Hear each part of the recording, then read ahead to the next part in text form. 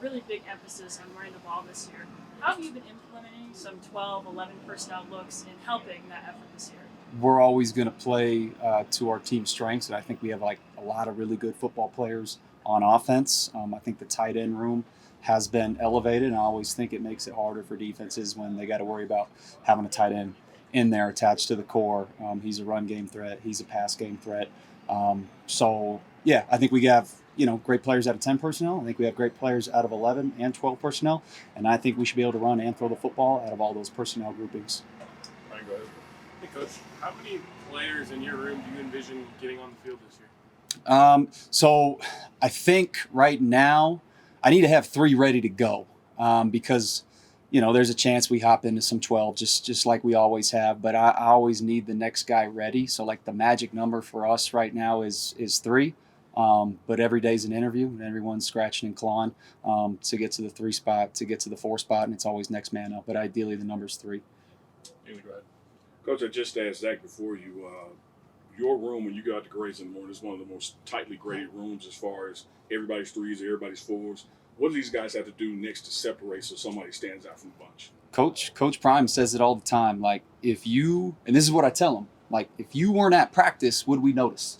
So like when we're going through and we're grading these guys, like, all right, like dude, if you weren't out there, would anything have changed? Would we have noticed you? Would you have made a play? And we grade them really hard on execution and technique. So like if their hat placement isn't where it's supposed to be, if their hands aren't where they're supposed to be, like you're going to get docked for that. Because I tell them, man, like everything matters. Everything in football matters. Like when you run a grab route, you turn inside. Like when you're on the backside of zone, my eyes got to land on the near logo, right? My hands got to be inside. Everything matters because like at the end of the day, football comes down to 1 to 2 plays in each game. We look back at Kansas State last year. It's like that game comes down to 1 or 2 plays. So like we get away with stuff out here on practice where we got to clean up in the meeting room because we know on Saturdays, like when it starts hitting the fan, like that's what's going to come up and that's what's going to separate winning from losing. So we grade them hard in that regard. Scott, go ahead. Hey, Coach, I believe you added passing game coordinator to your title this offseason. Congratulations on that. What does that entail for you, though, and what's kind of your vision for the passing game here this season? Yeah, I think, Coach Prime, he has a way of motivating guys and getting guys involved. And I think this is just one of the ways that he's going to do that. But, my job is to help Coach Shermer build the passing game, give thoughts, be involved. And I think we've done a great job of that, and we're going to continue to do that. Hey, Coach, how much growth have you seen in Savell now entering his 2nd season as a tight end? Yeah, he keeps getting better and better, and we expect that. Like for a guy like Savell, I got to make sure he doesn't take any steps back, right? And we got to keep on him, and that's really for the whole room. Like each day, we just talked about the day, like. Right now in camp, we're going through a roller coaster of days, and that's going to happen because it's a competitive environment, and you're going back and forth with the defense. Like offense is going to win some games, defense is going to win some days, and it goes back and forth. That's good, that's competitive. But for us as a room, like the execution still needs to climb, and it needs to remain the same. So that's what we stay on Savell about.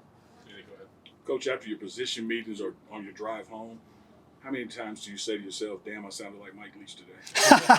Every once in a while, like I'll find myself saying like, hey, respect all, fear none. Like, hey, like swing your sword today. Like, and they're like, what the hell does that mean, Coach? And I like, well, this is what it means. You got to be on the offensive. And then I start like having an imaginary sword in my hand, swinging it.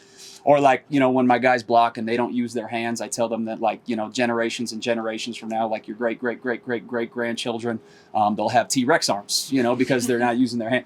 So every once in a while it'll pop up, but they're really good. They're really good quotes, and there's a reason why, not just myself, but other people they'll use those quotes or those coaching points. Tyler, go ahead. Coach, it's pretty clear that Zach has a natural ability as a receiver. We saw that in the spring game. How has he progressed as a blocker to make sure he can be a guy that can consistently be on the field for you guys? He's gotten a lot better. It's really just technique. He's willing. Like, he's an extremely tough kid. It certainly helped that, like, he started off his career as a receiver. That's where you kind of get some of those natural abilities. But, yeah, it comes down to technique. Like, when you're blocking those edges as a tight end, like, it is very, very technical. And he's been a professional about being coachable, and learning the techniques that we're coaching. So he's done a great job with that. Right. As a follow-up to that, would you say he's different than what you guys have had last couple of years in that room as far as being that complete tight end? Yeah, he probably gives us a little more vertical threat down the field just because, he did play receiver and he could run. So, he's the fastest guy in the room. I think he could really stretch the defense when he's out there. Like, they got to worry about a receiving threat at the tight end position when he's on the field. Jake, go ahead. Coach, just given the 3 years that you spent here in your time as a play caller, just in your own words, can you describe how impactful it is to have a tight end that could help in the pass and run game, and just what it does to open up the offense? Defense has got to respect the tight end. They could run and block, and when you got a guy that could do both, they play you more honestly. Sometimes you sit back and you don't have that guy. It kind of handcuffs you. And defenses, they know what you're doing. They could just tee off on you. Either way, they know you're throwing. They know you're passing. When you have a guy that could do both, like he's in line, okay, he could block the DN, but they could also release him down the seam, and he could catch a vertical ball. So it makes the defenses play more vanilla and more honest. Go ahead, Nina. Coach, you also grade your guys pretty tough on their roles on special teams. How much does their participation in special teams build your trust with them in the regular game plan? A lot, and I tell them too. Like, we probably have a couple guys in the room where like their contribution on special teams, it's gonna like affect if they make the bus or not. So like that's gonna make or break them whether they travel. So like special teams is important. Like it's a big part of what we do, and the tight end position has like big, long, strong bodies, and we need every single tight end on a unit or two of special teams at the bare minimum. So we heavily emphasize that in the room. Yeah, Brad. You guys, we heard about your relationship with Pat Shermer. What about the other offensive line coaches, and how do you guys collaborate together more to get a good run game? Gunner's my guy. I've known Gunner for like, I don't know, this is like year 5 or 6 now. So like I was with Gunner in Reno in our days, and he was my guy.